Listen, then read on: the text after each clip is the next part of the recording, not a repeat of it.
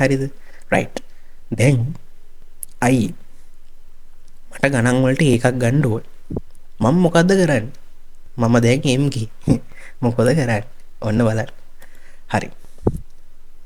මම නංගි මල්ලි මට 9 years තියෙන O levels වලට සහ මේ විද්දි මම මැත් ස්ට්‍රීම් එකකින් එල්රෝස් කරලා දැන් කැම්පස් යන තමයි බලාගෙන ඉන්නේ. කැම්පස් අප්ලයි කරලා කැම්පස් පටන් ගන්නකන් තමයි බලාගෙන ඉන්නේ.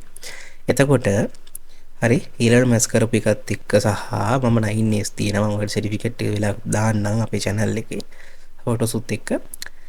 මම කරපු විදිය මෙන්න මේකයි. අනිවාර්යයෙන්ම නංගි මල්ලි දැන් අපි දැක්කනේ. මොකද දැක්කේ? අර මතකද අවුරුදු දෙකක ප්‍රශ්න දෙකක් එකතු කරලා පාස් පේපර් එකක් අහලා තිබ්බා. ඒ වගේ ප්‍රොෆෙසර්ස්ලා සාමාන්‍යයෙන් අමාරු කරනවා නම් ප්‍රශ්න ගොඩක් දුරට ඒගොල්ලෝ කරන්නේ පාස් පේපර් කිහිපයක් එකතු කරලා එක්ක සමහරට පරවන 2000 විතර පරවන ප්‍රශ්නයක් කරන් ඇදලා දානවා. ඒ වගේ එකක් තමයි පොඩි බැච් එකක් තමයි ඒගොල්ලෝ ගහන්නේ. ඒ නිසා අනිවාර්යයෙන්ම ඕගොල්ලෝ කරලා යන්න ඕනේ. 2016 ඉඳලා 2024 අවුරුදු 10ක් තියෙනවා. ගණන් කරලා බලන්න. ඒ පාස් පේපර්ස් ටික අනිවාර්යයෙන් විභාගයට කලින් දවසේ නෙමෙයි. විභාගයට කලින් ඕගොල්ලෝ කරලා යන්න ඕනේ. එතකොට මාර ප්‍රශ්නයක් නෑ. දැන් පේපර් එකක් අයි පැය 5යි. දැන් මට පැය 50ක් නෑ. ඒ පැය 50ක් කොහමද හොයාගන්නේ? ඉන්න දඩ වැඩක් නේ. එහෙම එපා නංගි මල්ලි. මන් දන්නවා ඕගොල්ලන්ට පන්ති තියෙනවා, ඉස්කෝලේ යන්න තියෙනවා, සෙමිනා තියෙනවා. අන්තිම කාලේ හරි බිසිනේ ඕගොල්ලෝ. ඕගොල්ලෝ මෙන්න මෙහෙම කරන්නකෝ මං කියන දේ අහලා. කෙටි ප්‍රශ්නයක් අරගෙන විනාඩි 2කින් ගෙරේ ප්‍රශ්නේ හදන්න. හරි කෙටි ප්‍රශ්නයක් අරගෙන විනාඩි 2ක් ඇතුළත හදන්න. ඊළඟට ව්‍යුහගත ප්‍රශ්නයක්. අපි හිතමු ව්‍යුහගත කියන විභාග වගේ ප්‍රශ්නයක්. try කරන්න විනාඩි 8කින් හදන්න. 8ක් උපරිම 10ක් 12ට එහා නම් යන්න එපා. හරි 8ත් සාමාන්‍යයෙන් 8න් වගේ හදන්න පුළුවන් ඔය වගේ ප්‍රශ්නයක්. මම නම් ඒ කාලේ 6න් උත් හදුවා. 6න් 8න් වගේ හදන්න පුළුවන්. උපරිම 10ක් 12ක් අතර ගන්න.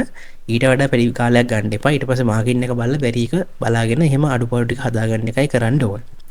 ඊළඟ රචනා ප්‍රශ්නයක් ගත්තාම හරි සෙකන්ඩ් පාර්ට් එකේ නේ සෙකන්ඩ් පාර්ට් එකේ රචනා ප්‍රශ්නයක නංගි මල්ලි අපිට තියෙනවානේ පැය 3ක් ළමයිනේ පැටවුනේ. එතකොට පැය 3ක් කියන්නේ එක පැයකට ළමයි 60යිනේ. එහෙනම් 60 වරක් 3ක් නේ හම්බෙන්නේ බා. කීයද එතකොට 180යිනේ. ප්‍රශ්න තියෙනවා නංගි මල්ලි 10ක්. ඒතර එක ප්‍රශ්නයකට උපරිම හම්බෙන්නේ කීයද? ලකුණු 18යි. සෝරි විනාඩි 18යි. හරි තව අමතර කියවීම් කාලය කියලා වල දෙනවා. කියවීම් කාලය කියලා විනාඩි 10කුත් දෙනවා. හරි ඒ 10 නිකන් වැඩි හිතන්න එපා. හරිද? එතකොට මම මේ 18 කියන්නේ උපරිම. සාමාන්‍ය ඔයගොල්ලෝ try කරන විනාඩි 15කින් වගේ හදන්න. හරි සමහර ළමයි විනාඩි 10න් 12න් වගේත් හදන ළමයි ඉන්නවා. මම මේ කියන්නේ මෙන්න මේ රේන්ජ් එකේ යනවා කියන වාසීෆ් මේ ඇත්ත විභාග ටයිම් එක. හරිද? මීට වඩා අඩුවෙන් හදන්න උත්සාහ කරන්න. මෙන්න මේ මට්ටම අතර තියෙනවා කියනවා හොඳයි කියන එකයි මම මේ කියන්නේ. හරිද? එතකොට කොහොමද කරන්න ඕනේ? දැන් ඔයා උදේම නැගිටිනවා. අපි තුමා උදේ 4 නැගිට්ටා කියලා.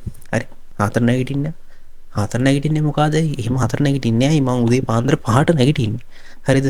ඔව් මම දන්න නැගිටින්නේදී මමත් මම මේ A level කරලා ඉවරලා මල්ලි මම නැගිටින්නේ 11ට. හරි. උඹලා කොහොමද නැගිටින්නේ? 10ට විතර නැගිටින්නේ. ඔව් මම දන්නවා.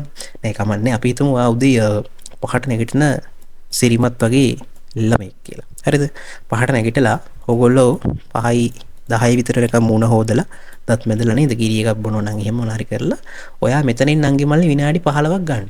5යි 10 ඉඳලා 5යි 25 වෙනකම්. හරිද? ඔයාලට විනාඩි 15ක් තියෙනවානේ. මෙන්න මේ විනාඩි 15 ඔයා කරන්න 2016 අපි තුමු අපි තුමු ප්‍රතිශත ගන්න නැත්තම් කුලක ගන්න කියලා. හරි? කුලක රචනා ප්‍රශ්න ඔයා try කරන්න. හරි? විනාඩි 10යි. ඊට පස්සේ විනාඩි 10 බලලා හරිද? ඔයා තව ඔයාලට මාකින් ස්කීම් ටික මම දාලා තියෙනවා අපේ Telegram channel එකේ WhatsApp channel එකේ සහ website එකෙන් ගන්නත් පුළුවන් මාකින් ස්කීම් ටික මේ ප්‍රශ්න කඩලා මම දාන්නම්. ඒ කියන්නේ ප්‍රශ්නේ තියෙනවා මාකින් එක තියෙනවා. ප්‍රශ්නේ තියෙනවා මාකින් එක තියෙනවා. එහෙම PDF එකක් හදලා දාන්න. එතකොට ඔයාලට ලේසි නැත්නම් හොය ඉන්න බෑ මල්ලි. ඒක බලගෙන ලකුණු දා ගන්න ඔයාලට ඒකට විනාඩි 5ක් යයි. අතන 5යි 30යි කියලා. ඊට පස්සේ අඩුපාඩු ටික හදා ගන්න තව විනාඩි 5යි 35යි. අන්න දැක්කද? හිතන්න උදේ ඉස්කෝලෙන් ලෑස්ති වෙන ගා 5යි 35 වෙද්දී විනාඩි පැය භාගයක් ගිහිල්ලානේ. බලන්න ඔයා විභාගය ඉස්කෝලේට යන්න කලින් එක ප්‍රශ්නයක් කරලා යන්නේ. හරි? ඔය වගේ ඉස්කෝලේ ගිය ගමන් ඔයාලට එක ප්‍රශ්නයක් කරන්න පුළුවන්. ආයෙ ගෙදර ඇවිල්ලා කරන්න පුළුවන්. නිදා ගන්න කලින් එකක් කරන්න පුළුවන්. ඒ වගේ තවන්ට වෙලාව හම්බෙන වෙලාවට අපි ටයිම් ටේබල් එකක් ඉස්සරහට හදාගෙන ඉති වීඩියෝ එකක් මම ගේන්නම්. එහෙම ඕනනම් කියන්න ටයිම් ටේබල් එක හදන විදිය ගේන්නකෝ අයියේ කියලා කමෙන්ට් එකක් දාන්න. මම එතකොට ගේන්නම් ඉජාති වීඩියෝ එක. එතකොට අපි බලමු කොහොමද එහෙම කරන්නේ. ඒ විදිහට නංගි මල්ලි පේපර් එකක් අත ගන්න එපා මුලින්. මුලින්ම ප්‍රශ්නේ ටයිම් තීතිය කරන්නකෝ. මේක හොඳට සුපිරියර් කරන්න පුළුවන්. ඔයාලා ගන්න මේ මොකද්ද? ටයිමරේ ෆෝන් එකේ ටයිමර් එකක් තියාගෙන කරන්න ගන්න. මේ විදිහට පාස් පේපර්ස් ටික කරොත් අනිවාර්යෙන් ඒකට යන්න බය වෙන්න දෙයක් නැහැ. මොකද එන්කට පතට අමාරුවක් නැතුව හිමියෙන් සීරිය පාස් ටික කරන්න පුළුවන්. සානික ටයිමින් ටිකත් ඔයා හුරු වෙනවා.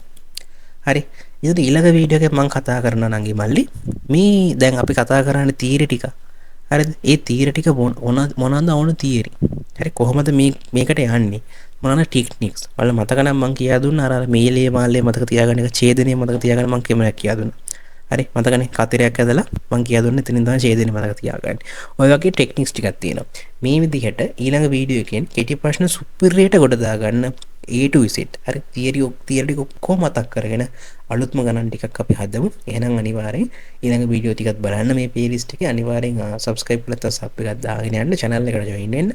අපි ඊළඟ series එකෙන් බලමු. 6 වසරේ ඉඳලා කුලකයක් කියන කුමක්ද කියන එකේ ඉඳලා කොහොමද කුලක පාඩමේ අවසානයේ දකින්නේ සහ එදිනදා ජීවිතයේදී කුලක පාවිච්චි වෙන්නේ කොහෙද? මම පොඩි හින්ට් එකක් දෙන්න නම් බලන්න සම්භාවිතාව ඔයගොල්ලෝ දන්නවනම් සම්භාවිතාවේ කුලක කෑල්ලක් තියෙනවා. නමුත් ඒ ලෙවල් වලදී අපි උගන්වන ඕක කැම්පස් වලදී කතා කරාට ඕ ලෙවල් වලදී එච්චර දුරට යන්නේ නැහැ. නමුත් ඔයගොල්ලන්ට කුතුහලයට මම ඒ ටිකක් කියා දෙන්න බලාපොරොත්තු වෙනවා මේ පාඩම අවසානයේ. එහෙනම් බොහොම ස්තුතියි රැඳිලා හිටිය channel එකත් එක්ක ආයෙ මම මතක් කරොත් ඔයගොල්ලන්ට වැදගත්ම දේ වෙන්න මේ ටික මේක ෂෝට් නෝට් එකක් දාගන්න අහන්න පුළුවන් ප්‍රශ්න ආකාර ටික ඔන්න මම දාලා තියෙනවා. හරිද? ඊළඟ වීඩියෝ සීරීස් එක බලන්න කලින් පොඩුවන් නම් මේ ටික try කරලා එන්න. හරි? තනියම try කරලා එන්න. ඒක වාට ලොකු දෙයක් ලෙයි කියන්නේ මෙහෙමයි වරදින්න පුළුවන් උත්තර බැරි වෙන්න පුළුවන් එකපාරෙන් නැති වෙන්න පුළුවන් දුක් වෙන්න එපා මේක ට්‍රයල් ඇන්ඩ් එරර් ප්‍රොසෙස් එක ඔයාට වරදිනවා කියන්නේ මොකද්ද ඔයා ගානක් හදලා වරදිනවා අනේ අයියේ මට වැරදුනානේ මගේ ලකුණු නැයිනේ මම මොකද කරන්නේ නංගි මල්ලි තේරුම් ගන්නකෝ වැරදුනා කියන්නේ මොකද්ද බා ඔයාට ඒකයි හදාගන්න chance එකක් තියෙනවද නැද්ද තියෙනවනේ ඇයි මේක විභාගෙ නෙමෙයිනේ ඒතර මීට විභාගයට කලින් වැරදුනාන ප්‍රශ්නයක් නෑ විභාගෙ වෙලේ වරදින්න නැති වෙන්න ඕනේ ඔයා වැරදුනාම ඔයාට තේරෙනවා මම මෙතන වරද්දලා කියන මට මේක තේරිලා නැහැ මේ සංකේත හිතන විදිය මට තේරිලා නැහැ එහෙනම් ඔයා ගිහිල්ලා මට අදාළ මම මේ පාඩමේ ඩිස්කෂන් එක දාලා තියෙනවා මේකේ කෙටි ප්‍රශ්නේ වීඩියෝ එක බලන්න සමහරට විනාඩි 10ක් විතර දිග වෙයි ඔයාට තේරෙන ටික හොඳට බලන්න එතකොට ඒක හොඳට තේරෙයි ඒ වගේ අර ඔයා විසින්ම අහගෙන ඔයා විසින් උනන්දුවෙන් තමයි මේ ගේම් එක ගහන්න ඕනේ මොකද නංගි මල්ලි කොච්චර අපි කොපි කරා කියලා හිතුවත් බං ගණන් පේපරේ නම් ඔළුව උස්සන්න හිතන්නවත් එපා. අත්දැකීමෙන් කියන්නේ අපි අනිත් විෂයන් කොපි කරා බුද්ධඝම නිදක් ගත්තා. හැබැයි මේ ගණන් නම් කොපි කරන්න තියා ඔළුව වතුර උගුරක්වත් බොන්න වෙලාවක් නැහැ. ඒ තරම් සුපිරි පේපරයක් දෙන්නේ. සුපිරි ගේමක් දෙන්න ඕනේ. ඒ ගේම දෙන්න නම් අපි හොඳට රෙඩි වෙලා යන්න ඕනේ. වෙපන්ස් අපේ ඇඟේ තියාගන්න ඕනේ. නිකන් ගිහලා වෙඩි තියන්න බෑනේ. නේද? හැමෝම තියාගන්න එපා. ඒ නිසා මේ වීඩියෝ සෙෂන් එක බලන්න අපි සුපිරි ගේමක් ගහමු. එහෙනම් ඔයගලන්ට සුබ අනාගතයක් කියලා ප්‍රාර්ථනා කරලා අනිවාර්යෙන් මේ පැටන කාඩ් එක ක්ලික් කරලා මගේ channel එකට join වෙන්න ඊළඟ වීඩියෝ එකක් බලන්න අලුත් පොතක් කරගෙන අලුත් ගමනක් යන්න ආරාධනා කරනවා. ඔය ස්තුතියි. ටටා